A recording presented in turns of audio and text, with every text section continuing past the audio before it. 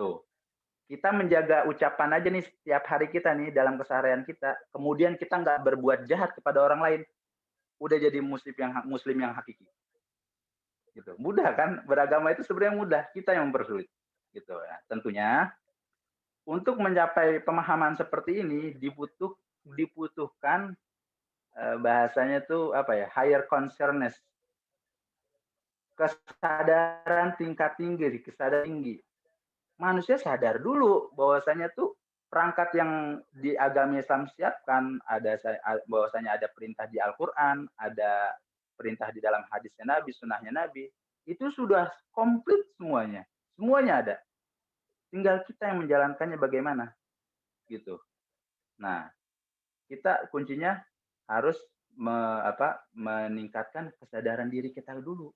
Kita ini mau muslim yang seperti apa, gitu. Jadi sebenarnya kalau kita mau menjadi muslim itu nggak rumit-rumit banget. Menjalankan agama Islam itu nggak rumit, mudah banget. Cukup sholat 5 waktu, nggak bermaksiat di dalam keseharian kita, selesai. Terus bicara masuk surga, itu udah include situ, pasti. Upahnya ya, ganjarannya itu pasti kita akan mendapatkan surganya Allah tentunya. Gitu. Jadi kalau misalnya kita niatkan untuk beribadah semuanya, itu bernilai ibadah, aktivitas kita. Nah, untuk mencapai yang tadi saya bilang, bahwasanya untuk mendapatkan pemahaman ini, pemahaman kesadaran yang level tinggi seperti ini, kita itu harus berpikir. Makanya hadir lagi yang mengatakan tadi bahwasanya berpikir sejenak itu khairun, lebih baik min ibadati sanatan, dari ibadah 1 tahun. Jadi jangan kita kebanyakan ibadah, tapi nggak tahu kita esensi yang ibadah kita jalankan. Maksudnya bagaimana? Kita sholat, kita puasa, ya nggak, kita zakat, tapi kita nggak jaga lisan. Kita nggak jaga perbuatan kita pada sesama teman kita, keluarga kita, saudara kita, masyarakat kita. Nah, jadi esensi dan nilai ibadah yang kita kerjakan itu kosong. Otomatis impact ke diri kitanya juga nggak ada, gitu. Mending kita pilih salah satu, apa yang kita mau kedepankan. Oh deh, oke, kita mau ini aja, maksudnya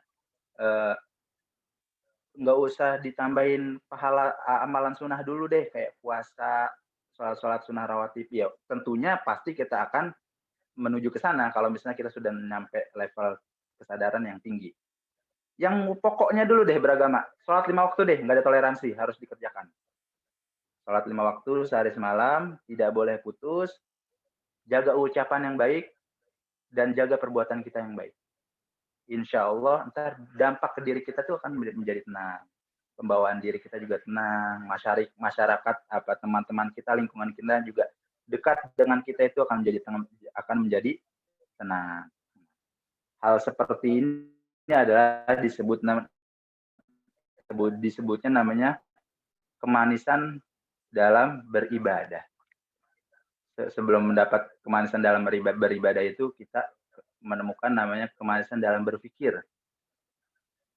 Menurut Imam Ibnu Hajar Al-Asqalani, definisi manis dalam berpikir itu yaitu adalah al-iltizat al-aqli. Yaitu kita ketika berpikir itu kita mempunyai kenikmatan tersendiri. Oh iya ya, ternyata beribadah itu gampang. Cukup jaga omongan, jaga perbuatan, udah kita jadi muslim. Cukup sholat 5 waktu sehari semalam, nggak putus, udah itu kita udah jadi muslim yang hakiki. Nah, makanya mari deh kita sama-sama, saya juga bukan berarti saya ini mengatakan demikian yang saya sudah sampaikan tadi dari awal, bahwasanya saya sudah sempurna gitu. Saya sudah mencapai yang hakikat yang sebenarnya, enggak. Saya pun masih belajar. Ini saya coba men-sharing kepada teman-teman semuanya bahwasanya menjadi seorang hamba yang hakiki itu, hambanya Allah itu sangat mudah. Cukup menjalankan perintahnya, yaitu yang diwajibkan, dan nggak bermaksiat di dalam menjalankan keseharian, itu sudah sangat cukup.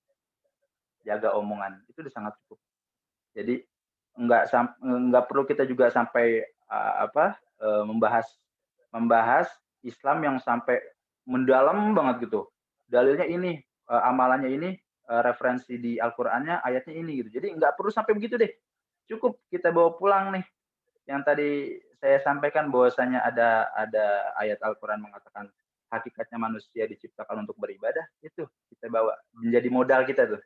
Yang kedua, bahwasanya Nabi mengatakan manusia hanya disibukkan 2 hal dalam hidupnya, menunggu kebaikan dan akan melakukan kebaikan setelahnya.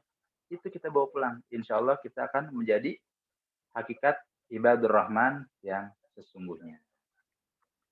Mungkin hanya ini yang dapat saya sampaikan.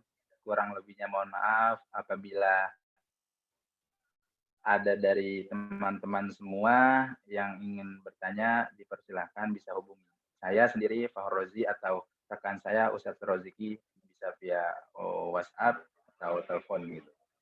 Ya mungkin cukup dari saya. Wallahul muwafiq ila aqwamit thoriq. Wassalamualaikum warahmatullahi wabarakatuh.